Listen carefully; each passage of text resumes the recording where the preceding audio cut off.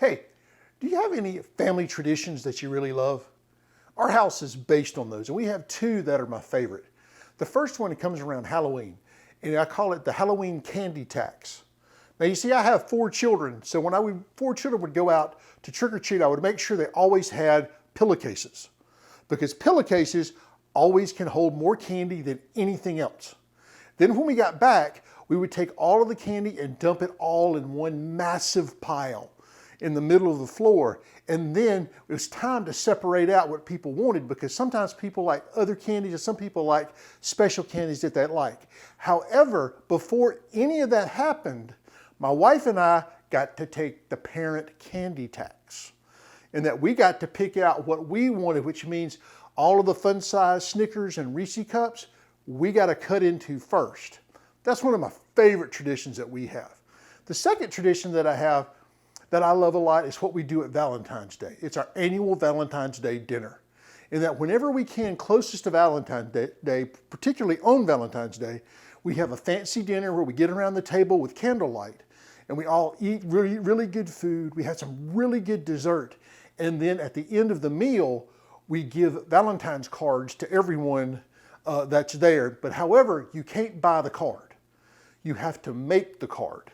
And we leave crayons and markers and all kinds of supplies around. And everyone looks at our cards, and sometimes we read them out loud.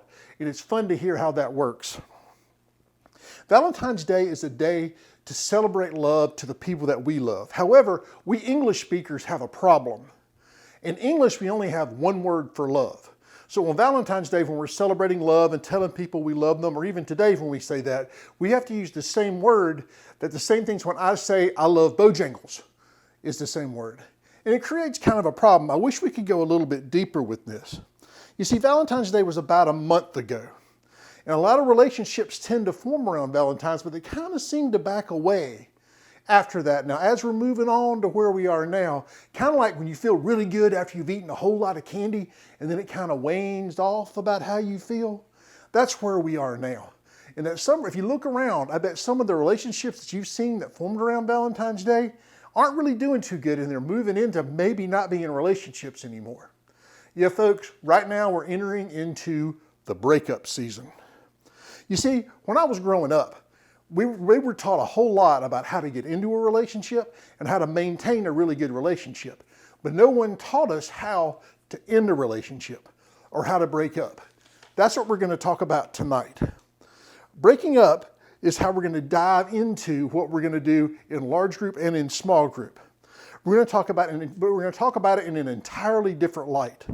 We're going to talk about it in a way of how to break up with style.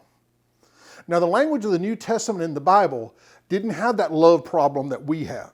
They had 3 different words for love, and one of them had a different flavor for what it meant. Now, if you remember our scripture last week, in Matthew 22, Jesus had one of the smart people of the age challenge him by saying, "What is the first and greatest commandment?" And Jesus said, "Love the Lord your God with all of your heart, with all of your soul, and with all of your mind. And love your neighbor as yourself." This is the commandment that all of the law and the prophets hang on. Basically what Jesus told them was, this type of love that's there sums up all of the Old Testament. It is a love that means doing the right thing at the right time for the right reasons. It's a love that encompasses all of your heart, mind, body, and soul together. In the same way, this same love word was used by Paul later on. Now, you remember, we've talked about this before. Paul would go work at a church for a while and then leave and then write a letter back to the church, and that's the way we got most of the New Testament. Well, he was writing a letter to this church in Ephesus. That gives us the book Ephesians. And in Ephesians 4:15, he was telling the leaders and the people how to treat each other. And he said, "Speak the truth in love."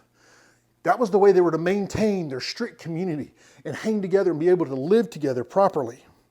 Today we're going to combine these 2 verses together to form the basis of how to break up with style. Because since God has spoken the truth to us, we need to speak the truth to ourselves and others first. Now, have you ever broken up with someone? Was it a good breakup or was it a bad breakup?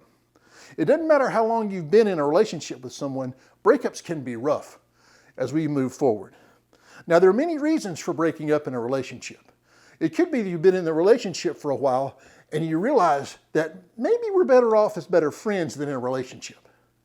Or maybe you're in a relationship and the more you get to know someone, the more you see things that you don't want in your life, or you're starting to imitate bad patterns. Or you're in the relationship and you realize you're making some choices maybe you don't want to make and becoming a different person by doing this. And you just kind of need a fresh start and take a step back. Well, for any of those reasons, you can speak the truth and love to yourself and others and start a fresh start and move forward by listening to God's truth today and moving forward in this. Now, how do you do this? Here's the ways we go forward. Your first step is this. For starters, pray and ask for God for help. As we said, breaking up can be difficult, but reaching out to a God that has been helping people break up since the beginning of time is an easy step for us. Praying to God lets God listen to us and where we are about our relationship, but also gives us a chance to listen to God about our next step forward and where we can be guided there. Our second step is seek out some advice of somebody that's around you that's been through this before. This could be an older sibling, this could be a parent, this could be even your small group leader. Talk to them about where you are in your relationship, and this is best you start talking to them at the beginning of when you start thinking about breaking up rather than waiting till the end. By them listening to your words, they could hear possibly other patterns that are going on, and they can share their life experiences and you can benefit from their wisdom. Next is this. When it comes to breaking up with the person that you're talking to, have a real conversation with them. This is not a time for texting or messaging or maybe sending someone else to have the conversation for you. Just in the same way, when you were with them and you started the relationship, you were real and honest with them with the talk about how you wanted to get in the relationship. This is a time for being real and honest about how we want the relationship to end and to move forward. Because remember, because God has spoken the truth and love to us, we can speak the truth and love to ourselves and to others. And lastly is this, part as friends, but part.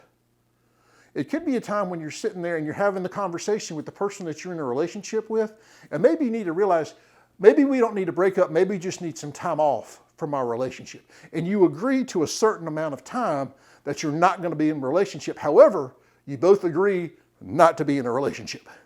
This is not a time for any more texting or messaging during this time.